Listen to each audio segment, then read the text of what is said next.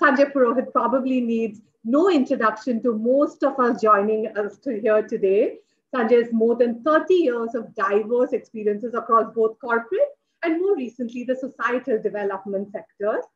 Since 2016, he's been at EkStep Foundation, where he's leading the evolution almost of a new way of thinking, the societal platform thinking, an innovative method to resolve complex societal challenges with speed, scale, and sustainability.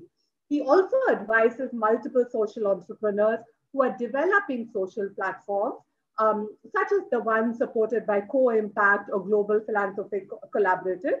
Last but not the least, he's also catalyzing ShikshaLokam, which is a social platform, societal platform, focused on developing leadership across the education system in India. I'm going to pause with this and hand it over to Sanjay. Sanjay, thank you so much again for joining us. Very, very grateful and glad that we can be speaking with you today. Over to you, Sanjay. Thank you so much, Archana. I hope you can hear me. Great. Namaste and welcome to this discussion. I am so glad that I'm getting an opportunity to interact with all of you. Thank you, Anu and the ILSS team for inviting me to this discussion. I have always been a big fan of ILSS, very fond memories of our time at the Ashoka University during the early days in few cohorts. So very excited to be here today. And looking forward to the hour and a half or so ahead that we have together. What I thought we could do today is essentially spend some time on looking at what are we attempting with societal platform thinking, more like a sharing session, and would love to hear feedback and the way we could cut this time, if you will, is to do it in two parts.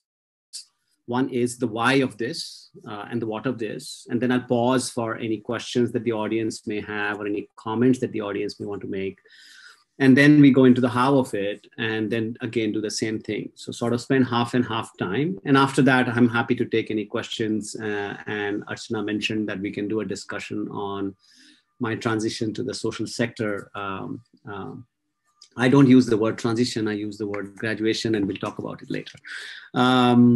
But so let me start by sharing this idea.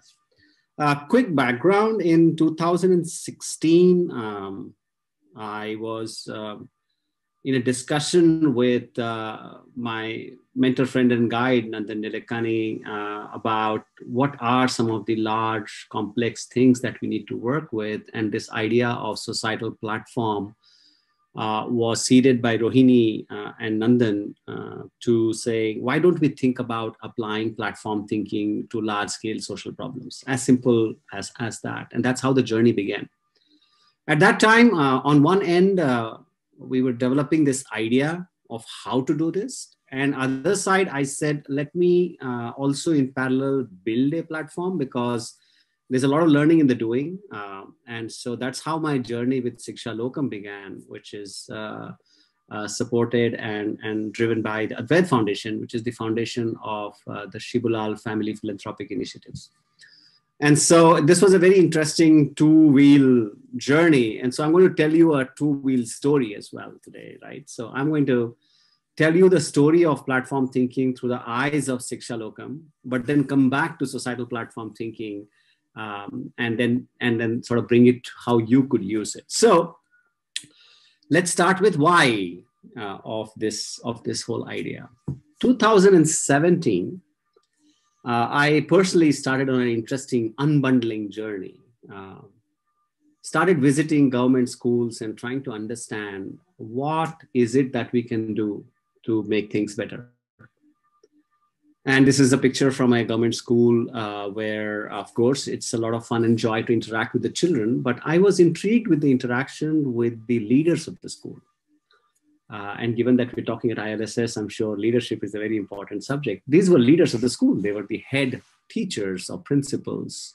They're known by various different designations in different states. So, and there were two schools about 1 kilometer apart.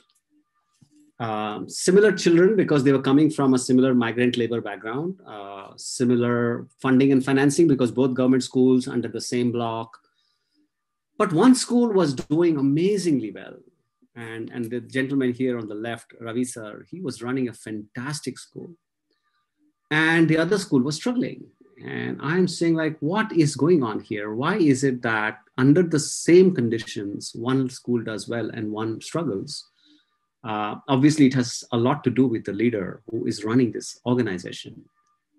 And on the other side, so the second picture you see on the right is Kavita ma'am, and she is an amazing principal herself. And she walks 2 kilometers to a school because there is no auto, bus, or connectivity.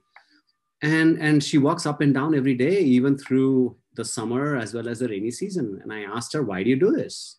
And she does this for 43 children, by the way. And so I said, why do you do this? And she said, well, I do this because, who else will take care of these children?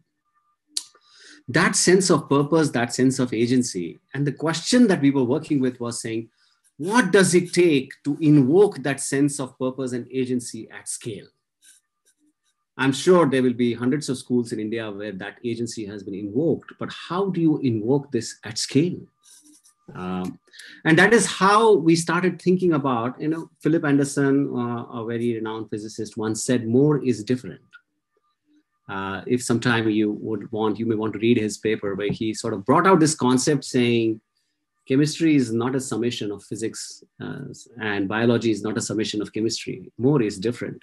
So when you take this problem to 1.5 million schools, 10 million teachers, 4.5 million leaders, 100 plus departments, 23 official languages across the country, and I'm not even getting into boards and socioeconomic background of students and what have you, this becomes a very interesting question to debate. What does it take to invoke leadership across this ecosystem? Because while there is a lot of focus that is there on helping teachers learn how to teach, and so teacher training, teacher capacity development, there's focus on education curriculum and how do you make curriculum better and teaching learning methods and aids. But what about these people who actually run the system? These are the leaders who actually operate. This is the operating system of education, right? And so saying, how do we do this? So this is where the discussion started. And so we started in 2017 doing a whole bunch of design sessions, right? Sitting with them, listening to them, understanding what are they dealing with. And we realized that there were 4 verbs that were the center of their attention. The first verb was sense. How do I sense what's going on in my class, in my cluster, in my block, in my district, in my state? How do I sense? And then how do I make sense? Where to focus? Where to put my energy? How do I ensure that I put my efforts and my resources to make a movement, make a change? How do I learn how to make a change? Because, many people have this discussion with me on saying, what are you doing for systems change? And I always have this question saying, what are we doing to build better change systems? Because at this scale, systems change is one way of looking at it, but change systems is another way of looking at it. So if they can sense, make sense, learn, and improve, then that's a change system. And so these were the verbs that they were struggling with, saying, how can I improve? And so we said, okay, let's take these verbs and let's platformize this. Meanwhile, EkStep Foundation had done some amazing work in creating an open source technological backbone called Sunbird. And that was put out in the open source as an MIT license. And so the ShikshaLokam team said, why don't we start with that as a foundation? Like, we should always believe that we should build beyond what has been built rather than build again. So we picked up a copy of Sunbird and then worked on it, extended it, and created an education system leadership development platform, which would allow leaders to sense, make sense, learn, and improve hundreds of processes. There was a time when we did an analysis of how many processes are required to run schools between a block and a school, and the number was 126. And he said, how do you help people improve, whether it is the way they train their teachers, the way they ensure attendance of students, the way they interact with their parents, midday meal schemes. There's so much that goes on every day in a school. So we built this out, started working with different actors across the state. And we realized that this was very engaging. There were a lot of people who were wanting to do this. And so then in 2019, we created a co-creation ecosystem. So all of the other civil society actors, different NGOs who were trying to work in this area, saying, let's come together, right? And let's solve together at scale rather than solving it alone and battling it alone in silos. And so that journey began. And of course, that's a never-ending journey. It still continues, where all of our partners come together and see how to use this platform and how to make it better and how to make their solutions better, right? Because one of the things we learned was, it's not about distributing solutions. It's about distributing the ability to solve at scale. And so this journey was a very interesting journey. And then 2020 is when we started seeing the network effects. Currently, this platform services 450,000 leaders across 10 states with 138 partners. And this ecosystem shares more than 5,000 assets on how to drive improvements in schools. And of course, 2020, all of us know, brought COVID. And that also gave us a sense of how do you go deep and wide with this kind of an infrastructure? How does it help when things really break down? Does it make our system more resilient? For example, in the state of Punjab, we use this platform to run virtual teacher-parent connections with 500,000 parents in 3 days, right? Now, that was only possible because the infrastructure existed and we could reuse it for this purpose, right? Or we could get them to give suggestions on how to deal with education under a lockdown, or actually see if we can use this infrastructure to get learning resources to remote and tribal areas of India with a network of NGOs who were trying to address the problems of tribal and rural networks. So 2000 was very interesting. Now we enter 2021 and we realize that, the way in platform thinking, the quest is to find the GPS. That one interesting place. Everybody says, oh, platforms, I've seen Amazon, I've seen Uber, I've seen Facebook, I've seen Twitter. But the root of that is something called the GPS, right? And the GPS does two interesting things. One is that it answers one question very reliably at scale, right? And yesterday with an amazing leader I was discussing, and he reminded me of the second capability of GPS, which is that it does continuous error correction. And so we said, what is that? So in one of the schools, when I went and I walked into the principal's room, on his wall, I found this poster. It said, do one thing every day that scares you. And I said, how do we do that across 1.5 million schools? How do we ensure that our school leaders do one thing that scares them, that takes them beyond their comfort, that takes them beyond their brief? What does it take to create that environment? Piloted a few micro innovation processes, right? These are all this Zoom sessions that are going on. They're making one change that is going to make their school different. And they do that. They have to do that again and again and again over thousands and thousands of transactions. Do one thing every day that scares you. And so when we built out this platform, it's essentially rooted on making an improvement. To make that improvement, you can learn, you can observe. So sense, make sense, learn, improve. Improve is that one scary thing every day. And so as we speak now, we are so fortunate that what we built out as the extension to Sunbird, we contributed it back to Sunbird. And because we contributed back to Sunbird, it got picked up into the national platform, which is driven by the Ministry of HRD, Diksha, to say, why can't we pull this into that national platform? And so now all the capabilities that we built as extension got assimilated into the national platform of the government. And now on that platform, you can do sense, make sense, learn, and improve. And of late, recently, the leadership in education in the state of Uttar Pradesh launched this entire thing, which is a micro innovation program across 150,000 school leaders in UP who are going to now focus on driving micro improvements. And the journey goes on, right? So the point I was trying to make was that Ravi sir giving us this insight that it is the leader who makes a difference. The poster saying, do one scary thing every day, to driving 150,000 improvements in a state is a very fascinating journey. And the journey is not over. We've just begun. We have a long, long, long way to go. In no way are we saying that we've arrived anywhere.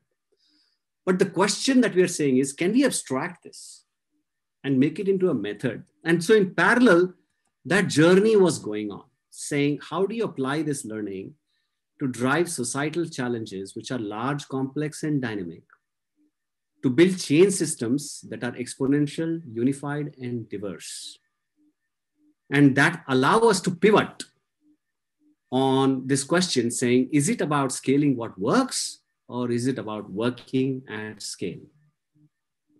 And at the EkStep Foundation, supported by the amazing team that is there at EkStep Foundation, there's some very, very, very interesting people. And also, of course, the continuous mentoring of Rohini and Nandan Nilekani, we built out this entire thinking pattern called societal platform thinking. The intent of this is, while I explain to you through a story, the intent of this is to, how do you build services for 3.4 billion people who earn less than $5.5 a day, and build out this platform thinking in lifelong learning, like education skilling, in financial inclusion, in preventive healthcare, in sustainability and habitats, and emerging livelihoods. And so we are here trying to enable mission leaders globally with this thinking pattern to catalyze exponential societal change. This is what I do at Societal Platform Thinking and the team that has been putting together this idea. I just want to sort of share with you, why hurry, right? We could do this easy, and we are here. I think, first of all, the COVID whiplash is an important inflection. Education is also as severe a problem as COVID, but it's just that you feel its impact over 50 years and not 52 weeks. Right. And so that is the question that we're trying to answer. Climate is as severe a problem as COVID. It's just that you feel that impact over 100 years and not over 100 days of lockdown. So it's important for us to understand that in every development area, it behooves us to create exponential responses. We cannot fight exponential problems with linear responses. And that is why we believe that this is a very important realization. First of all, because of COVID, there's a deep reset. We have regressed by at least 10 years in multiple areas, and all of you are working in the sector, you know that. So now, if we have to accomplish the SDGs by 2030, we have 20 years of work to be done in 10 years ahead of us, right? Problems are growing very fast, and we have not yet seen the domino effects, because now the domino effects will become more and more visible as larger and larger things get pushed because of the effect of COVID. If we have to imagine our responses to be urgent and limit the displacement that it is causing, we have to focus on certain fundamental areas like education, healthcare, livelihoods, equity, climate, and reuse all the interesting things that have been built out over time. We don't have the time to recreate, to redo, and to repeat what we have already done in the past. And so the fundamental idea of open digital collaboration is a very important idea to work with. And hence platform thinking is a very important construct to work with, so that we can leverage all that we have created so far quickly in the service of all that we need to do ahead of us. Surely many things may not be yet done and may not be yet built. Those we can build, right? So the question is, if we have to reimagine our response, do we want to still go and address 100 schools, or do we start to do things which can address problems at scale? So the core idea of societal platform thinking is how to orchestrate key societal actors. Orchestrate is the key word, between civil society, governments, private sector, and enable them to solve societal problems together with speed, at scale, sustainably. So I gave you a sense of why we came to that story. Let me give you a sense of what is it. So what is societal platform thinking, right? That's fine. So we said, okay, where have we seen such rapid movements happening? So we went to Mother Nature and said, Mother Nature, where have you done something very amazing? And so we studied a lot of biological evolution. There are various models of biological evolution. Obviously, Darwin, who talked about the whole idea of survival of the fittest. Stephen Gould talked about punctuated equilibrium. And then there's this construct called the Cambrian radiation, right? So Darwinian process is that you keep doing things, keep piloting, keep emerging, and the good things will survive and will keep on evolving, emerging, but it will take a very, very long period of time. The punctuated equilibrium in the development sector is about introducing policy changes, introducing injection of pulses so that there's a step change. And then there's this equilibrium for a long period of time. Again, a step change, again, equilibrium. About 540 million years ago, in a very short period of 10 million years, by the way, in biological evolution, 10 million years is a very short period of time. All the major animal phyla that you see now, they actually appeared. So the question was, what happened? Are there some lessons we can draw to reimagine the way we do development? Three things happened. One is atmosphere, which was very difficult, became more conducive. And so we said, what does that mean? How do we harmonize networks between government, civil society actors, private sector, community, and how do we make the environment conducive for development? The second question we asked ourselves is habitats, which was very uniform, right? Earth was mostly covered with water, if you remember, at one point in time. You may not remember because you were not there, but if you have read about that. But the point being that it was uniform, it became diverse. And so the question was, how do we embrace diversity? India is a country of enormous diversity. We have socioeconomic diversity, environmental diversity, demographic diversity, political diversity. So how do we create things which are not standardized, but are standards that allow for diversity and contextual solutions? And the third thing we said was, what is scarce? Because in Cambridge radiation, oxygen, which was scarce before that, became abundant. And so we said, what's the oxygen of education? What's the oxygen of healthcare? What is the oxygen of water, sanitation, urbanization, justice? What are pivotal scarce resources? And how can we make them abundant? Is it knowledge? Is it expertise? It is capability? Is it capacity? Is it, so what is it that is scarce? So with these three constructs is how we created the societal platform model. Three essential elements: a foundational enabling infrastructure, digital or physical, whose objective is to share resources. So if you are in education and you build teaching learning resources, how can you share it with the entire ecosystem? If you're in healthcare, you develop treatment protocols. How do you share it with more and more people? So how do you create open sharing on a backbone?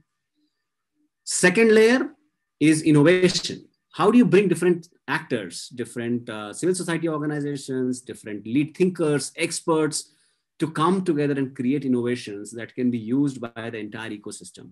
Whatever innovations have already been tested and tried, how do you bring them onto this shared infrastructure so that others can use it?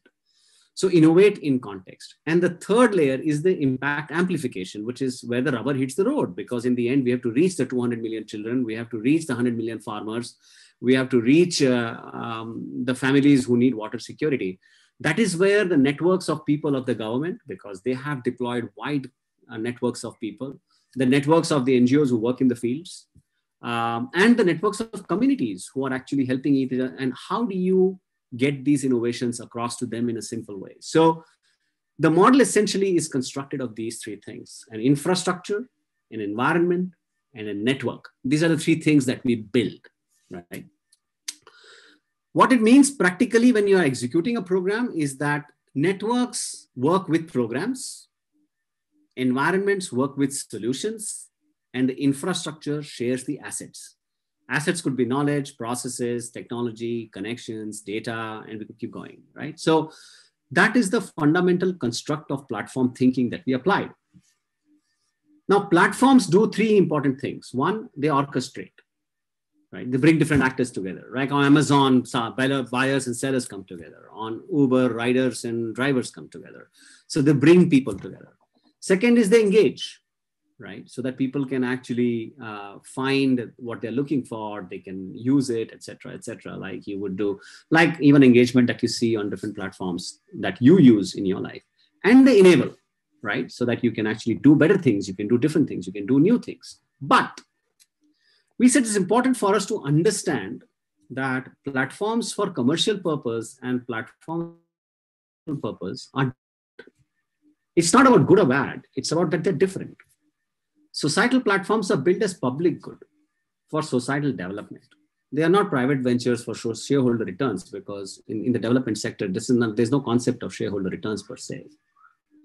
Societal platforms aim to accrue value to society and the co-creators, not the creators, co-creators. Whereas commercial platforms will accrue value to its owners and investors because that is its intent, which is great, but that's their purpose. That's different. Societal platforms make scarce resources abundant and not captures it for competition, because we are not looking for competing with these platforms. We're looking for serving with these platforms. They nurture open networks, and the intent is not to increase dependence on platform, but enable people to use the platforms. And lastly, how do you use data to empower the ecosystem rather than control attention and make people respond to the marketplaces or the facilities or the services being provided? So we said, if we have to practice these things, we have to build out a value system. So we built out a value system, which has three important anchor points: agency of people, so that they can act in their own interest by themselves; dignity of people; and the choices that they want to exercise that are convenient for them in their context. So that led us to develop a value system so that when we design these platforms, we can test it against these value systems, whether these values have been upheld. If not, how should we change the design? How should we improve the design so that we can ensure that we are able to achieve agency, dignity, and choice, whether it's health, whether it's water, sanitation, whatsoever. Now, I just wanted to bring one more thought process to you. We said, Isaac Newton once said that, I have seen further by standing on shoulders of giants. And we said, what can we learn from design thinking? So we said, design thinking taught us how to solve specific problems. We said, what can we learn from systems thinking? And we said, systems thinking taught us how to solve in complex systems. And so what can we share with societal thinking? And we said, let us build answer to the question, how to solve together at scale. So this is the question that we are trying to answer: how to solve together at scale. And so we created the fundamental construct, a little busy slide, forgive me for this. But design thinking said, build empathy. Systems thinking says, retain purpose. Society said, restore agency, right? And so this builds on each other. So 1 + 1 + 1, we're getting better and better over time, right? And so, so think about this from that perspective that, design thinking teaches us how to solve specific problems. Systems thinking teaches us how to solve complex problems. Societal thinking is attempting to solve. I don't think we are yet in a mode to teach anything per se. We are currently in a mode of learning and figuring out how to solve together at scale. How do you create network effects? How do you address diversity? How do you drive change in a very, very rapid fashion? And so that led us to this final place. So what are we working on? We're working on societal thinking, which essentially is about applying platforms in the service of society. We started in 17-18, curated the idea, 18-19, engaged with lots of thinkers, leaders, and we continue to do that. 19-20, we put this to practice. In 2020, we streamlined a lot of our thinking, and currently we are using this thinking to solve problems in multiple sectors. So let me pause here before I share some examples, case studies, and how you can think about some of these things, and see if you have any questions or any ideas that you would like to share. Let me also stop the share so that we can see us bigger on the screen. All right, so here we are. Sanjay, so maybe we want to start with Hari's question, which is to understand restoration of agency better. And then there's another question from Young Lives that I'll quickly see what it is. Sure. So we try to define agency in a very simple way. It's the answer to 3 questions. If I'm a farmer, and I'm taking the example of a farmer, can I answer the question better? What is it that I have? Because that question is a very important question. The agency, the root of losing agency is the losing a sense of what do I have. And if I have an understanding that I have my skills, my capability, access to the land that I'm tilling, then how do you move that question to I can? What can you do with this? What can you do better with this? Whether it is through the farm extension workers, whether it is through some kind of a capacity building mechanism, whether it's to credit, whether it's to better inputs.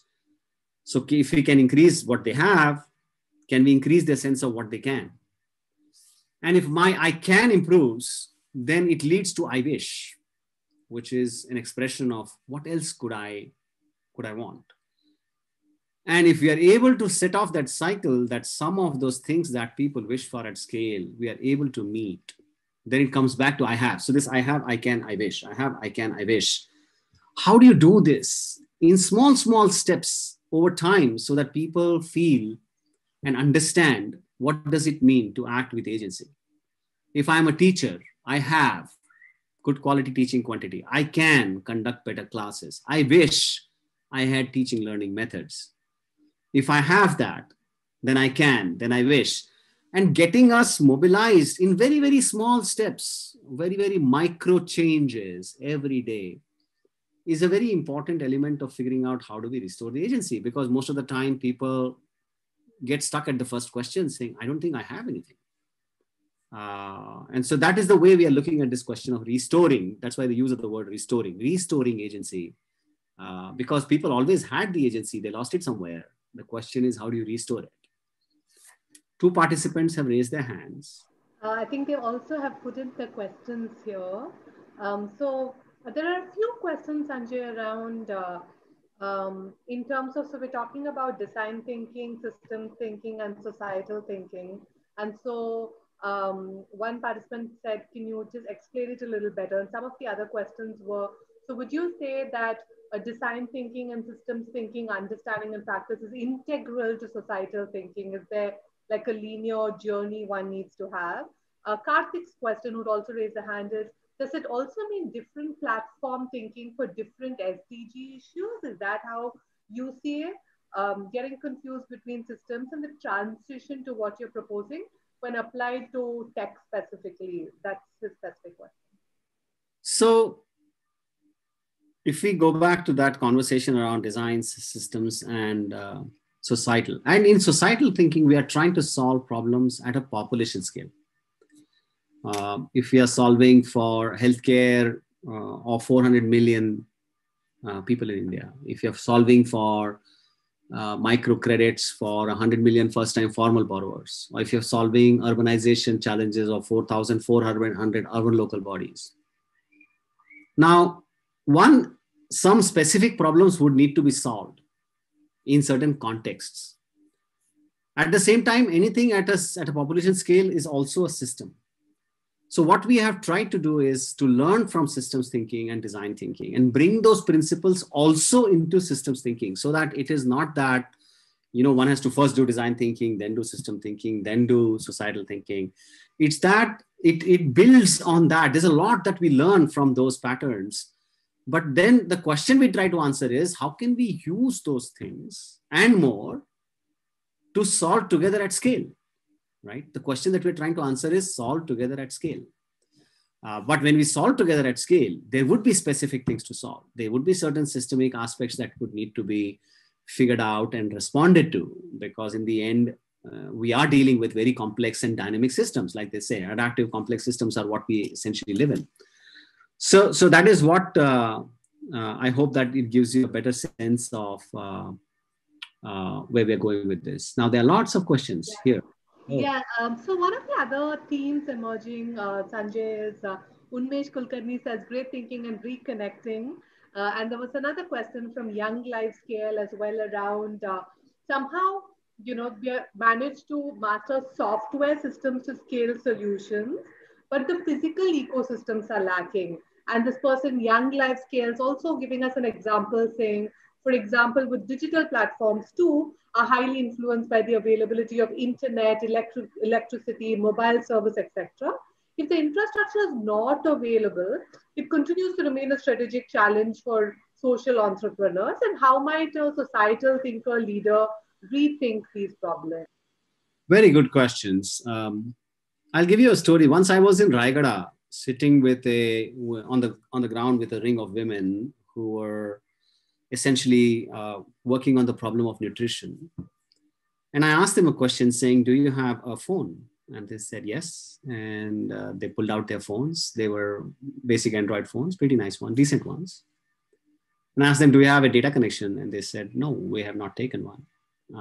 I said, so what do you do with this? And all of a sudden, all of them were smiling, giggling. And then one of them explained to me that there's a guy who comes on a bicycle with a rope around or a thread around his neck, in which he has small SD cards on which he carries movies. And so he takes the phone, puts in the movie, and he gets that movie going on the phone, and they watch it in their own time. And that made me think that when we think about technology, we think about technology the way I use technology, where I have a phone and it's a pretty fancy phone and, internet access. But we have to think it in a broader sense: synchronous, asynchronous, online, offline. That gives us 4 models of how technology can be used. Everything doesn't need to be synchronous online. Actually, most of things do not need to be synchronous online. We live our lives synchronous online, right?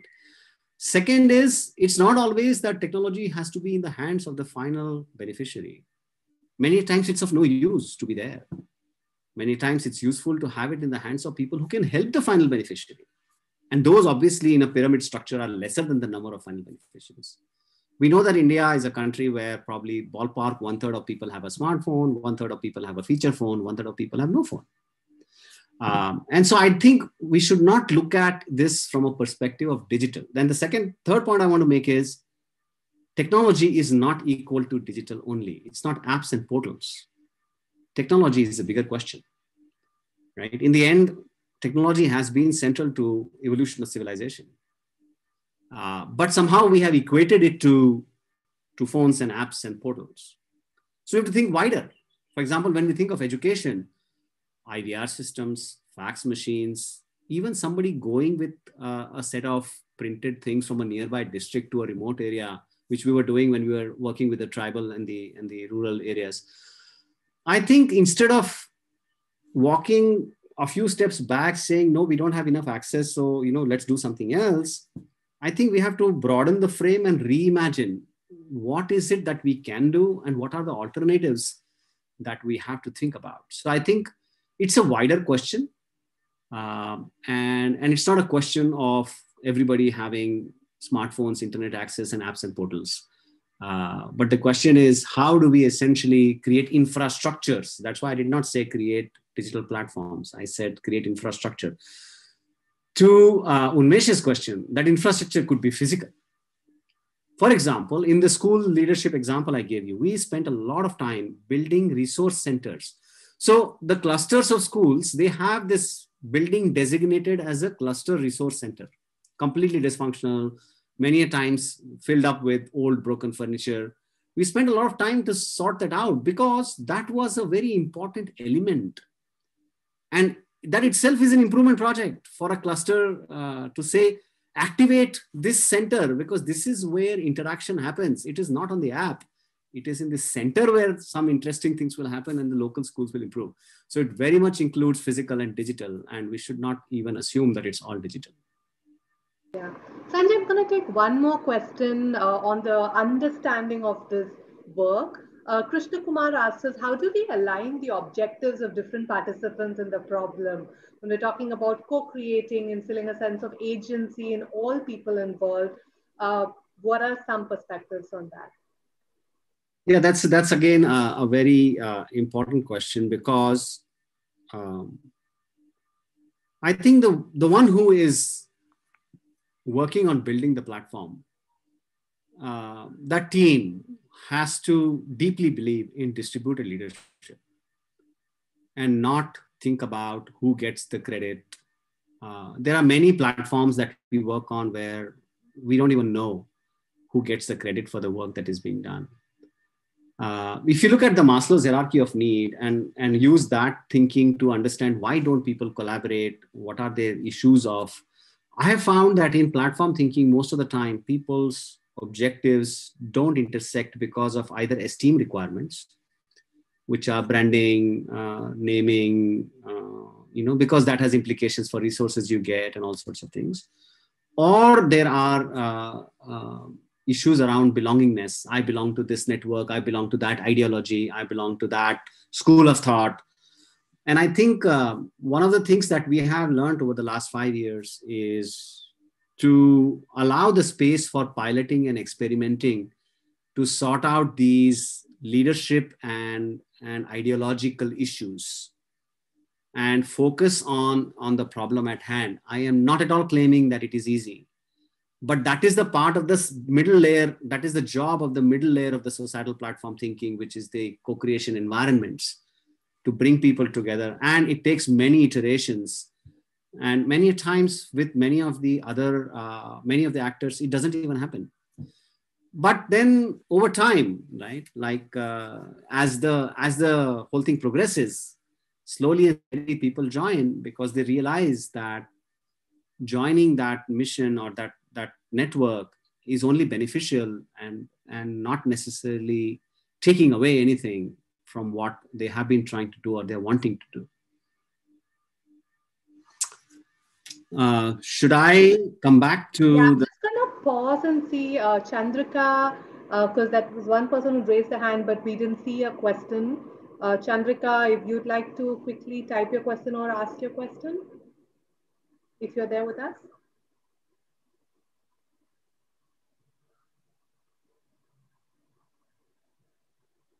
Okay, we perhaps come back to Chandrika.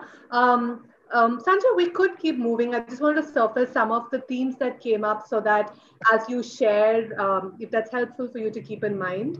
One was, what is the role of planning in all of this while attempting to solve societal problems at scale? Another was one of the participants is keen to see if you could give an example of how to use a framework to solve, let's say, the water crisis. And another one is just in terms of execution and PPPs, what are some insights that you have? So these were some other questions, if that's helpful for you to know Sure. as you move along. I think the question on the water problem, there is a very interesting platform journey in flight with Argyam, which is putting all its energy into building a platform called For Water. And I think today we may not have time to go into the depth and detail of it, but it's a platform for enabling participatory groundwater management. And probably offline at some other instance, we should connect and go into deep dive, because today we have very little time to sort of touch upon these topics. But yes, water is a platform in flight as we speak today.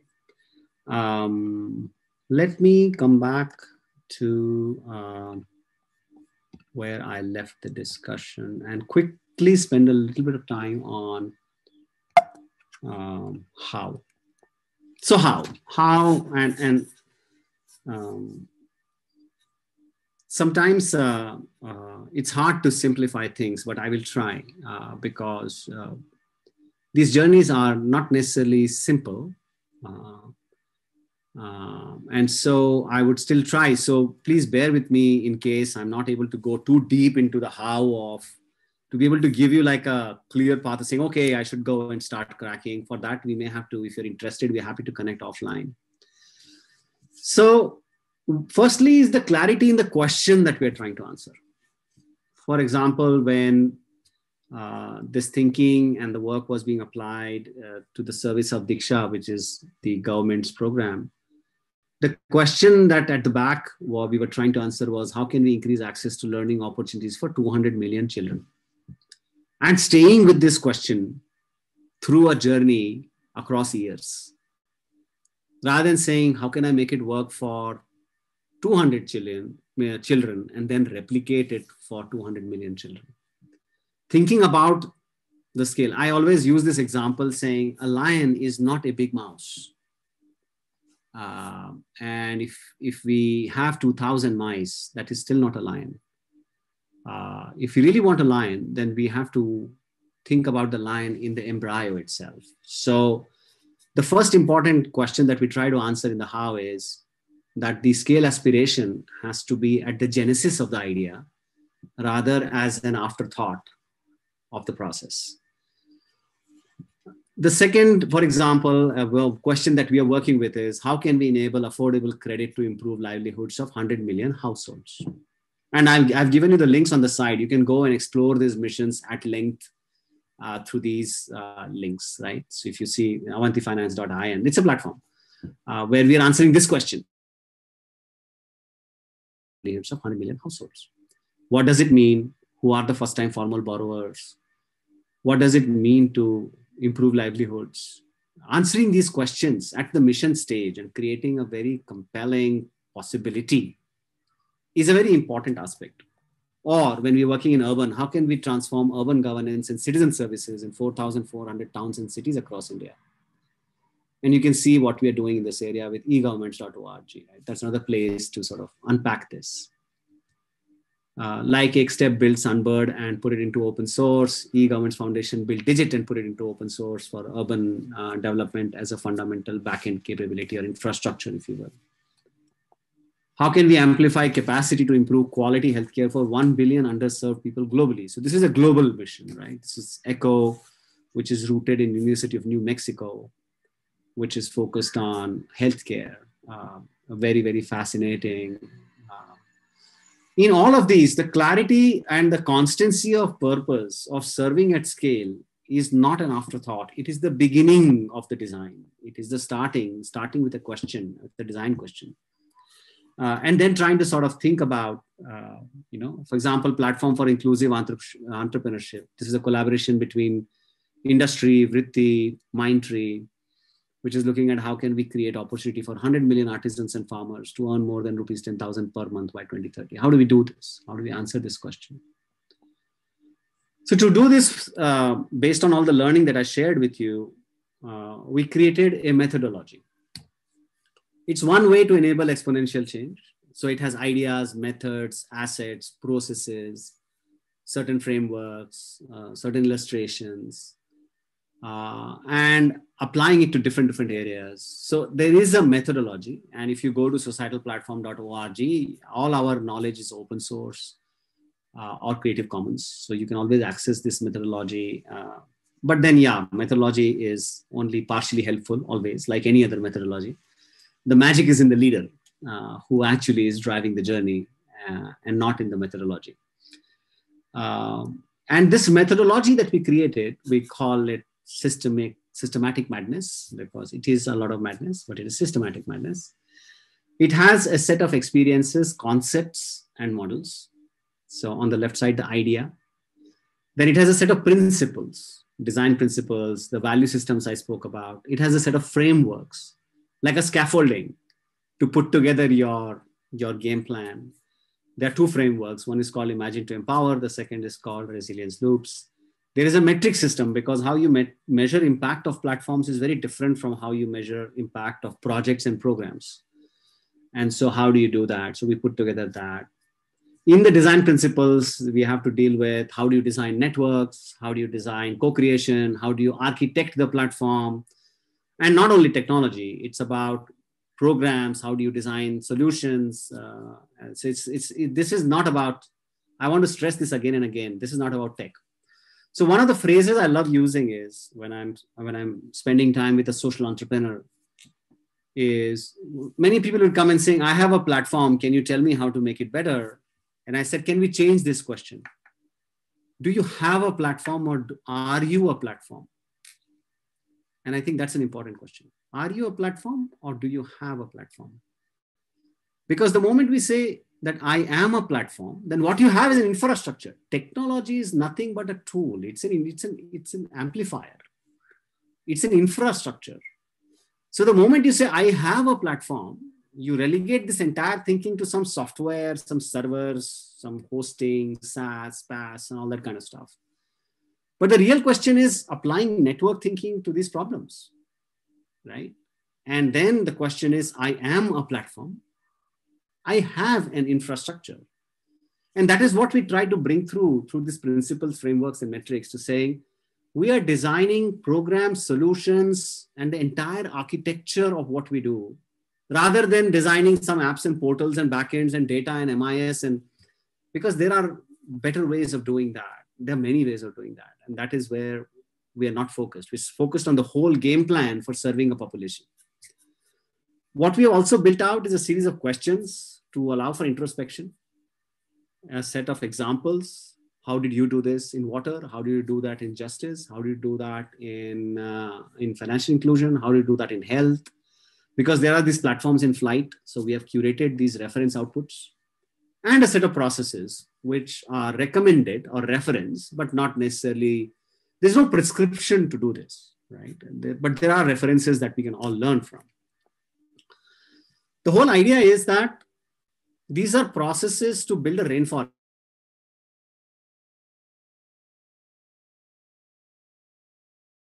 Building a farm, the processes are very easy to define and much defined. But building a rainforest, the processes are much more difficult to define, because these are extremely nurturing ecosystems where a lot of action happens because of the definition of any process, right? So I think this whole approach to building a societal platform has to be more like building a rainforest, rather than figuring everything out, putting a process, timeline, plans, and going it as if we are putting together a farm. So it's extremely emergent, evolving, changing, very experimentative, very hacky, if you will, to actually move on this journey. Very, very iterative. We coined this term called do, think, do. So this is not about think, do, think. Answering the question on planning. Think, do, think is first plan, then execute. First try, then go back and think, and then more execute. So start by doing something in this direction and then evolving from that standpoint. Let me also qualify this. I don't want to be simplistic. This is hard. It requires distributed leadership. I mentioned it. So we have to be ready to give up, let go, become invisible, allow the ecosystem to claim credit for the things that we have done. And it's all right. Because in the end, what we care about is the beneficiaries and the people we really are trying to serve. It's ideology agnostic, because collaboration is very difficult. So a lot of reliance on data rather than ideology. It should be like this vis-a-vis it is like this. That's the difference between these two. It requires deep technology skills to build something that runs at a national scale. Obviously requires solid architecture and engineering skills. It requires sustained ownership, because these things transition, political transitions will happen, societal transitions will happen. So things suddenly will go into this twilight zone where we don't know what's going on. So living with ambiguity all the time is a very important aspect, and it requires extreme risk capital. And that is why the support of the philanthropists to actually stay the course, because when things go bad, somebody has to ensure that this does not suddenly disappear, because these are long-term journeys, 5, 8 years. So it's not about saying, I'm going to fund you for this year and let's do this project over the next 12 months. Something at population scale does not happen in 12 months. Even to imagine it will happen in 12 months is very audacious. So nothing happens in 12 months. And so these are some important facets that we have learned so far. Anyways, in summary, we said, let us also see how we can bring this to leaders, such as many of you on the call. And we found an amazing partner in Ashoka Fellows. And we co-created this program called Aspire, which is a cohort of 30 Ashoka Fellows across the world. I believe these are very unreasonable, restless pioneers. I love this term, right? So these people are saying, yes, we should be aiming for something it does not fall into a rational, comfortable boundary, but that's all right. And let's do this quickly. I'm restless and I'm willing to try this out. So over the last year, we have been working together. It's a 3-year journey, and we have learned a lot. Some of them potentially are on the call today because they may have seen my invitation and they may have joined. So if they want to share some experiences, I would welcome them. But the intent has been that social entrepreneurs should think that whether they can reimagine what they are doing.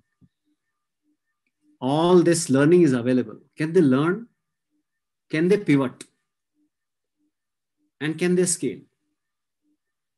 If they can learn, pivot, and scale, their learning, we can use it to strengthen this body of knowledge even further. Because obviously this is not perfected. This is not a silver bullet. It may not work in some situations. And it may be the wrong answer for some situations and stuff like that. So judiciously, if people can apply this thinking, and then their lessons can strengthen, in a few years, we will potentially have a good body of knowledge to help us deal with our most difficult problems. And if we are not dealing with our most difficult problems, then what are we up to? is an important question. All this knowledge is on a platform itself called Space. So you can always go to Space, you can log in, it's free, open, and all the learnings, examples, case studies, processes, all the stuff I talked about is all on this platform. You're welcome to explore, figure out, use whatever you need to use from here. And of course, tell us what we can do differently, what we can do better. Last slide. We have tried to become more and more ready. We have curated these values, principles, frameworks. We have done concrete work. There are about 20 platform journeys in flight, from paper napkin stage to scaling and serving million scale. So the full spectrum. And we are committed. We are open to learn, open to share. We are invested. The support of Rohini and Nandan has been phenomenal in supporting this idea to let it emerge, let it evolve. And we are enabling in our culture and character. We are happy to learn, share. And so that's what I thought I would share. Happy to take any more questions. And we'll go as per Archana's steer. Definitely. Thank you so much, Sanjay. I'm going to take some of the questions on the chat window in terms of Lakshman's question is, what kind of support is available to build such platforms? Most social organizations have limitation of resources, and often the ecosystem wants to deliver quickly with minimal investment. So what would your perspective be to organizations like Lakshman? My standing based on the journey so far is that capital follows imagination. And I'm not at all suggesting that it is easy, but if we have the imagination of serving at scale, then philanthropic capital will align to that. Because I've seen multiple examples of that happening. It's not that I am quoting it as a possibility, but I've seen that happen. The need to serve at scale is becoming more and more apparent to the capital. So I think when it comes to resources, there are three important resources that will make all the difference. One, of course, is capital, which will follow the imagination. Second is talent, which will follow the aspiration. And some of the best people today work with many of the platforms that I am learning from. And they are just amazing people who could have done amazing job in any classical corporate structure, but they choose to work here because of the aspiration of serving at scale. And the third is network of people, which will always follow openness. So if we have imagination, aspiration, and openness, then capital, talent, and network comes together. I'm not trying to simplify and make it easy, but that has been the experience so far. That's quite profound, Sanjay. I'm actually making a mental note of that to say, what are the things that, it's almost like what are the things that for us to prioritize, and then what are the things that slowly get mobilized based on that. Thank you for sharing that. I'm going to take Shakti's question on Shakti. Thanks you for an invaluable presentation and for the pioneering work. And this question is, if we adopt platform thinking at scale, what would be the role of an individual from civil society who may not be as resourceful and who cannot work at population scale? Brilliant question. And hello, Shakti. It's great to meet you again. I remember being in the class with you in Sonipat. So it's amazing to see you again. There are three kinds of actors in a platform play. There are builders who build this infrastructure, the ecosystems, the networks.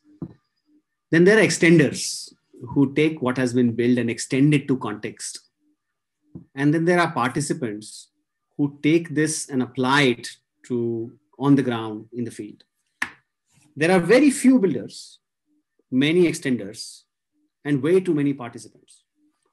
And I think all of them have a role to play in this rainforest. So even if I am a civil society, for example, I gave you the example of 138 partners that work with ShikshaLokam. There are people who work with, developing parent engagement in Punjab, and they find energy and stability and progress by using and connecting with such a platform play. So everybody doesn't need to be builder. In the end, how many GPSs can the world consume? Right. So the question is not about how can we all be builders, but how can we bring our strength to table? Some people are good at building, some people are good at extending, and some people are good at actually creating impact on the ground, which is participating, right? Or amplifying, as one would call it. And I think over time, it's important for us to not only play these roles, but also connect with each other and share and learn with each other. I think that effect is the important part of this. Even if I'm an extender, is the builder learning from the extender? Even if I'm an amplifier on the ground, is the extender learning from the amplifier? Is the builder learning from the amplifier? Do we have these virtual loops so that I'm a part of this network? And that's what makes it meaningful for all of us, right? It's not that just because I'm not a builder, I'm not meaningful to this population scale journey. By the way, the population impact will not happen if it was only builders. You'll have a ton of stuff built out. It's like having lots of roads and not a single car on it, right? So what's the point of having them? If no transportation is moving, there's no economy changing. So I think all of us have our strengths and we should all play from the position of strength. Some people may migrate over time. Some extender over time may say, I think I'm ready to be a builder because I found something that I can build. That's okay. Or sometimes some amplifier may say, I'm ready to be an extender. And that's all right. This is a rainforest, right? And everyone has a very vital role to make this entire orchestration happen. Thank you, Sanjay. I'm going to move to perhaps the last segment that we have. Shakti, if I can, if we perhaps take that offline, if that's okay with you. Around just your journey and a few questions that have come up. And so perhaps we'll start with that, which is starting with Kabir's question. What is your inspiration behind this? Can you explain what thought process you took on this path from the corporate to the sector and what keeps you motivated? So 2016, I turned 50.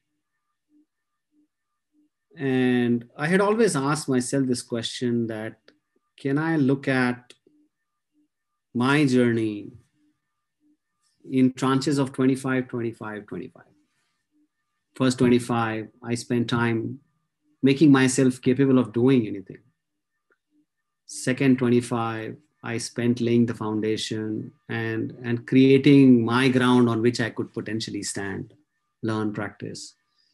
And third 25 is where I really want to take on something very scary and very complex. And so that thing was going on in my mind. And turn of events is where I made this decision to take on something very complex. And that's why I say that in 2016, I graduated from corporate life. I don't believe that there's anything called retired. So there's no concept of retired. But I graduated because when you graduate, you move on to take more complex challenges. And the challenges of the development sector are way more complex than any corporate sector challenges. And I have worked in very, very complex, relatively in the corporate sector in roles. I have headed strategy for a company. I headed consulting. I have looked to build products. I have done a lot of interesting things. And this is manifold X because this is large, this is dynamic, and it is complex. The learning potential is huge. And so that was my decision factor, saying, can I find the next thing which I can do for 25 years? And I'm in year 5 of 25 as we speak today. Thank you, Sanjay. I'm going to take another Sanjay's question here and slightly expand it. Sanjay's asked us, how difficult is the transition from the corporate to social sector? What motivated you? And since his question is about the difficulties, I'm going to slightly expand it to say, what were some of the challenges or the things that you had to navigate as you graduated to this sector? Any lessons from that journey, particularly in the first couple of years as you did this? I think I'll come back to the Maslow's hierarchy of need and try to explain myself from the need dimension, because difficulties are only manifestations of our needs. At the bottom of the need hierarchy is physiological needs, food and shelter. And I think having spent so much of time in corporate life, you do get used to a certain sense of physiological foundation. And I think that doesn't change whether you move from corporate to the development sector. Unless, of course, you have a very flamboyant and a very flashy lifestyle and you need that kind of resources to live that, which I did not have. So that was easy for me. It didn't change anything on a day-to-day basis for my home, for my family. The second layer of needs is safety and security needs. To feel safe, to feel that you are covered. And I think I had spent a lot of time to ensure that I am preparing myself for this, literally 25 years, to be able to feel that, I can stay safe. I'm secure, financially, socially, emotionally. I feel secure to walk into this space. The third one is where the story gets interesting, which is belongingness, right? Because you belong to a certain circle, you meet a certain set of people, you are in certain places, and suddenly you are in a different place, in a different circle, and you have to reimagine, recreate, reestablish your sense of belongingness, that you belong to this place. What I did was, as soon as I made this decision, I decided to spend a lot of time on the field. In those days, of course, there was no shutdown, and so I spent a lot of time on the ground, in the villages, and to ground myself, saying, I have to shake off this feeling of sitting in corner offices and this feeling of being in 5-star hotels and having these golden cards to travel and memberships and all sorts of things. And I have to really immerse myself and feel that I belong to this. So I met hundreds of social entrepreneurs, went and spent time and learned. And I think it's massively rapid, and I don't think I finished that learning yet. That still is going on. But to belong to this sector is a journey by itself, an internal change. And after that comes esteem, as to what gives you a sense of esteem, right? Executive vice president, Infosys, has a different sense of esteem. And I remember I made myself a visiting card by going on Printo, where it was just a name and a phone number, right? With no company, no designation, nothing. And how do you personally find pride in that, find joy in that? Which I enjoyed because it made me feel so creative all of a sudden, because I could now create my own esteem structure rather than being a part of an esteem structure of a different culture. And that was fun, right? It was very creative, discovering myself. I always used to say when I was working in the corporate sector that who we think we are, actually, it's only 30% us and 70% the company we work for. It's the esteem of the company that we carry, and we call it that we are the big thing. Actually, we're not. We're only 30%. 70% is the company. And I think it was fun to walk out and build that 70 again, and try to understand what is it that I associated, what is it that I take pride with. And the last one in Maslow's is self-actualization, which essentially stands for teaching, mentoring. And I said, let me take on teaching, mentoring. So I was fortunate that I found great friends and allies in the Nudge Center for Social Innovation, where I could join as a mentoring partner and work with social entrepreneurs and share my learning and experiences. We formed at the Shibulal Philanthropic Initiatives, we formed Edumentum, which is an incubator, and started working with social entrepreneurs. And then, of course, I learned a lot with all the other social entrepreneurs, which started showing up in my life. And I'm so blessed that I could meet them, I could learn from them. Very young leaders who probably made that decision 25 years before me to actually enter the sector. And of course, my experiences with some of the leaders at ILSS. So I think that has been a multi-layered transition from physiological to safety, security, to belongingness, to esteem, to actually playing the role of sharing my experiences over life to the benefit of other leaders who are trying to deal with this. That is what has been my transition journey, if you will. And Sanjay, if you had to look back over the last 5 years since you made this transition, would you do anything differently now with all the experiences and insights that you have? If I was to go back, would I do anything differently? I think I would doubt myself lesser. Because when you step out of that environment, you always have a lot of self-doubt, whether what you're saying, is it making sense? Whether what you're doing, is it making sense? And that slowed me down for a while. And I think there are lots of corporate leaders on this call as well. I think there is no reason for us to doubt ourselves. Our intent is clear. And the ability to accept that some of our lessons may not be relevant for this sector very quickly is a great place to be, because then we save a lot of time. Otherwise, we are sort of in this shell for a while, and that emergence time sort of takes a while. I think we should not be in that shell and save that time and get moving faster. Definitely. I'm seeing some responses in the chat window already with a lot of resonance with what you're sharing, because we do have quite a number of corporate leaders joining us today who are somewhere on the spectrum of wanting to make that change. And so that's really helpful.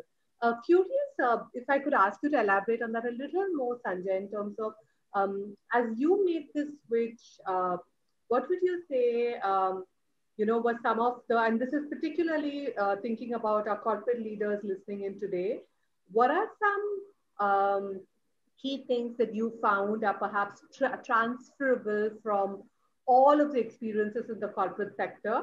Of course, acknowledging that roles are different, industries are different, but broadly, what do you see as key things that corporate sector leaders can bring to the sector? And what are some things that in your experience, you've had to either relearn or unlearn to do things differently? I think if I say what is transferable, why I'm pausing is I think everything is transferable. That is not the problem. That's probably I would question myself differently. Do I know how to transfer? Because it is actually, the word is not transfer. The word is transpose. You have to literally cross a membrane. And so what helped me was the ability to deconstruct what I have learned into smaller pieces and reconstruct it. For example, I learned design thinking when I was in my corporate life, in hands of some of the best people. But when I brought it in the discussions in the sector, I unbundle. I did not unlearn it. I unbundled and reassembled it to make it useful in the context that I was applying. I learned platform thinking because I built platforms in the corporate sector. But I reassembled it because otherwise, and starting from the values upwards, today I talked about how do you start from a value system and then go into design. So I think this unbundling, rebundling, and that process transposing is the real question. Everything that I've learned ever in my life is useful. It is my ability to deconstruct and reconstruct, which is the new skill, or which is the skill that I have to understand well, because that reconstruction requires me to understand the context. Rather than saying, I used to do this in corporate, you should be able to do this. And that is a very, very bad idea, because this is a very different environment. Context is different. And I think it's in some ways, that's what I've been talking about in the societal platform thinking as well, saying take a solution, unbundle it, and then rebundle in context. And that is the whole journey, unbundling and rebundling. So I would not say that anything I had to not use. I may not have used a lot of stuff that I have learned not because that learning is not useful, is because I am not capable of rebundling it in the context. Someday I will realize how to do it, and I will, because I have unbundled, rebundled my experience in strategy. I have unbundled, rebundled my experience in platform building. I have unbundled, rebundled my experience in operations. I spent a lot of time with the Leadership Institute at Infosys. So unbundled, rebundled my learning and how do you develop leaders. So I think that's what I would leave the thought as, saying all the learning is precious, but we have to break it down. There's this interesting phenomenon I was reading about, which is called holometaboly. Holometaboly is the process by which caterpillars turn into butterflies. Right. So what happens inside the pupa in that cocoon is an interesting question. So now we have 3D scans and we can do MRIs and we can figure out what's going on inside. So it's not that. So what happens inside is it completely unbundles into small components and rebundles itself. And that is the question of the learning. Can I disassemble the learning and reassemble it in the social sector? I haven't mastered it, but that is my endeavor all the time. Definitely. Sanjay, you've also made us think about almost new vocabulary, right from transition to graduate to transferring competencies to transposing it based on the context. And now what you've shared, I just think there's a lot of, in terms of how we view the shift into, say, again, not something that, we have to relearn, unlearn, but can we really almost simplify all our experiences and things, unbundle and rebundle? That's a really, really beautiful thought. And so you've shared a lot about perhaps, how you spoke to several entrepreneurs on this journey, and even your shift from the typical plan do cycle to do plan do. What advice would you have for perhaps people here who are saying, okay, now I'm very sure I want to do this. And so where can I get started as I'm still in my full-time job with the corporate sector? What are some things that you would offer to them on how they can get started?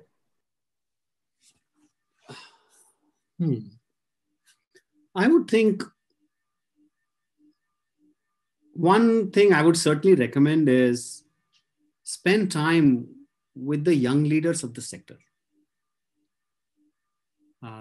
It has changed my perspective of life, right? So I think that is a very important point of realization. From the question why, I have to flip to why not. And that is an area where instead of engaging with all the stalwarts, which of course we should as a second step, we should engage with the youngsters. Why are they doing and why not me? And I think that is an important question to answer. Then the second question is to, of course, engage with the leaders of the sector, which is what you do through processes like ILSs, etc. So try and understand where is it that I am most relevant? It could be a domain because I'm passionate about health or education or justice or climate or whatever be the, or it could be in a certain horizontal capability like building infrastructure, government programs, so on and so forth. So whatever be that. Where is it that where do I get energy from? And that's not possible unless we explore with the leaders in the sector.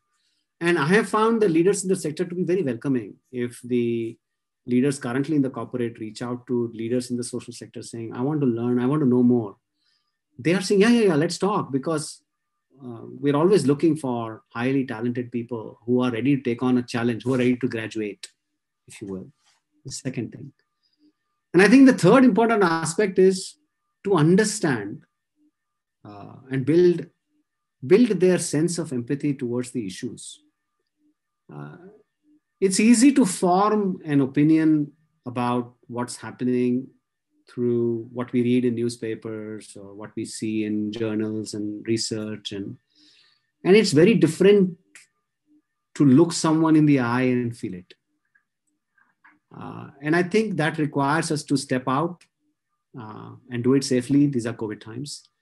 Out and really meet people. And thankfully, I was fortunate that I was doing it even when I was in corporate. I was stepping out. I had the fortune of working with a few amazing young entrepreneurs who would facilitate my ability to see what's going on.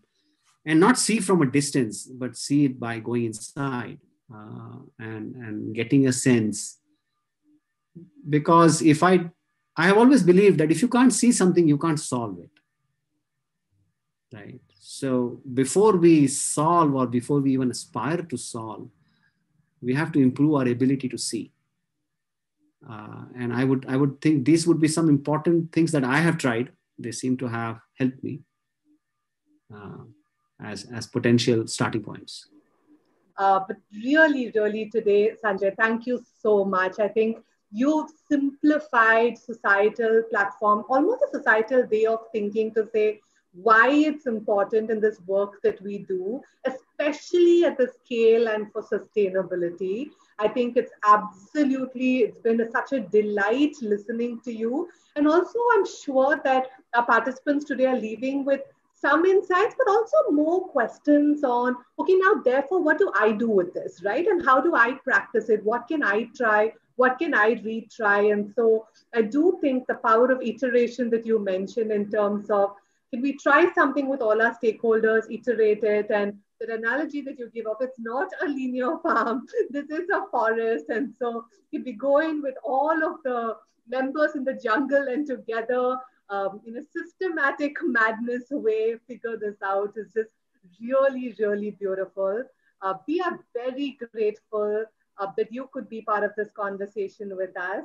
Just curious as we close out, how would you like to be remembered? And that's perhaps the last question that we have for you, as we also hear from all of our attendees and perhaps what they are taking away from today. Well, probably, how would I like to be remembered? Sounds like, what are you going to carve on my tombstone? And that's going to be, he made me think. That's it. Definitely. I think you've made us think today. And I'm also seeing that in the responses, saying every time I listen to Sanjay, there's something new to definitely think about. Sanjay, thank you so much for joining us. I do think it's been such a pleasure listening to you. And like Anu shared, we are going to come back for more, because I feel like now we've understood the basics and then there's a lot more to go in this learning journey. I also wanted to specifically thank Sahana. Sahana, thank you so much for working with us at the back end to put this together with so much care, so that across all the participants who attended it today, how do we make it relevant and accessible to everyone? So thank you, Sahana, as well. Thank you so much, Archana, for being an amazing partner in this conversation. It has been amazing to discuss and looking forward to the journey ahead.